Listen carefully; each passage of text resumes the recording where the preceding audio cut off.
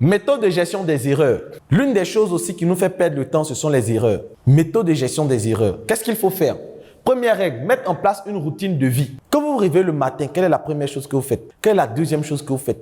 Quelle est la troisième chose que vous faites? Quelle est la quatrième chose que vous faites? Quelle est la cinquième chose que vous faites? Il faut bâtir une routine de vie. Moi, quand je me réveille le matin, pour d'autres, ils prient. Moi, je ne prie pas. Il y a d'autres qui se réveillent le matin, ils prient. Il y a d'autres qui se réveillent le matin, ils ont un livre au chevet du lit, ils vont lire une page avant de se lever. Moi, quand je me réveille le matin, ma règle numéro 1, je ne dois pas toucher mon téléphone. Parce que dès que je touche mon téléphone, ça a commencé. Parce que je suis en train de répondre aux messages, et d'ici, je me rends compte que le temps est passé. Donc, ma première règle, quand je me réveille, il faut que directement je parte dans la douche. Je fais mon urine du matin.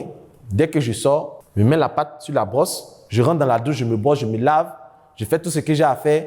Quand je sors, mais à la veille, je place l'habit que je dois porter, la chaussure cirée, tout déposé. Et dès que je me réveille, mes écouteurs, mon téléphone, mon sac est déjà prêt. Ma chaussure, mes habits, je porte direct au travail. Donc, c'est d'avoir des time blocks. En plus des time blocks, vous devez également avoir une routine de vie. Vous devez être comme un robot, en fait. Un robot, matin, je me réveille, voici ce que je fais, voici ce que je fais, voici ce que je fais. Cela permet de réduire les erreurs. Parce que vous savez que quand vous réveillez, la deuxième chose que vous devez faire, c'est de cirer votre chaussure.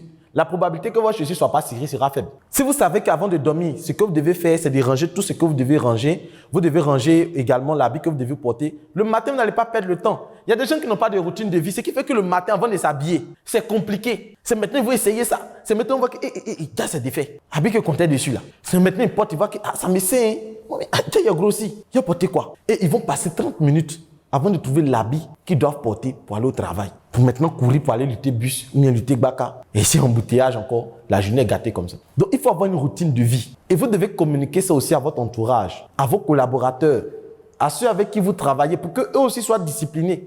Parce que nous sommes interliés. Si vous réveillez vite, que la pratique baka ne se réveille pas vite, vous savez que si c'est le baka dépend, nous serons en retard. Parce que nos vies sont interliées. Si vous réveillez vite, la dame chez qui doit payer la nourriture pour manger, pour avoir la force pour commencer votre journée, si elle n'est pas vite réveillée, elle n'est pas vite aller au marché, c'est un problème aussi pour vous. Parce que vous n'allez pas pouvoir acheter la nourriture, vous serez obligé de l'attendre. Si la dame qui sert n'a pas un standard pour servir, qu'elle perd le temps, causer, ça va, et qu'elle perd le temps, vous aussi, ça vous met en retard. Vous pouvez dire que vous n'allez pas manger parce que vous êtes pressé, mais vous n'allez pas avoir suffisamment d'énergie pour finir votre journée. Et ça va agir sur votre productivité. Donc, en tant qu'entrepreneur, lorsque vous montez votre équipe, vous devez leur transmettre ces informations. Que vos collaborateurs doivent avoir aussi une certaine discipline, une routine de vie. La deuxième chose, faites attention aux erreurs répétitives et trouvez une solution permanente. Il y a des personnes qui sont dans le domaine du multimédia, comme ceux qui installent les caméras. Et ce qui se passe, c'est que si tu ne fais pas attention, tu vas voir que peut-être il y a un équipement qui à chaque fois tu oublies. Ça peut être le chargeur, ça peut être peut-être la mémoire. D'autres, c'est les porte-clés.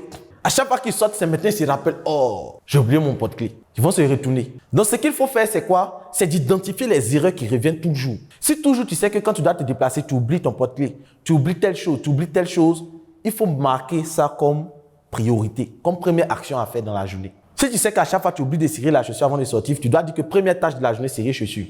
Là, tu es sûr que tu ne vas pas rater ça. Donc, pour bien gérer vos erreurs, c'est d'avoir une routine de vie. Donc, standardiser votre journée, standardiser votre vie. Et ensuite, faire quoi? Identifier les erreurs qui reviennent à chaque fois et trouver des solutions permanentes. Ce qui à chaque fois revient, ce que tu oublies à chaque fois, il faut marquer ça comme priorité pour ne plus l'oublier.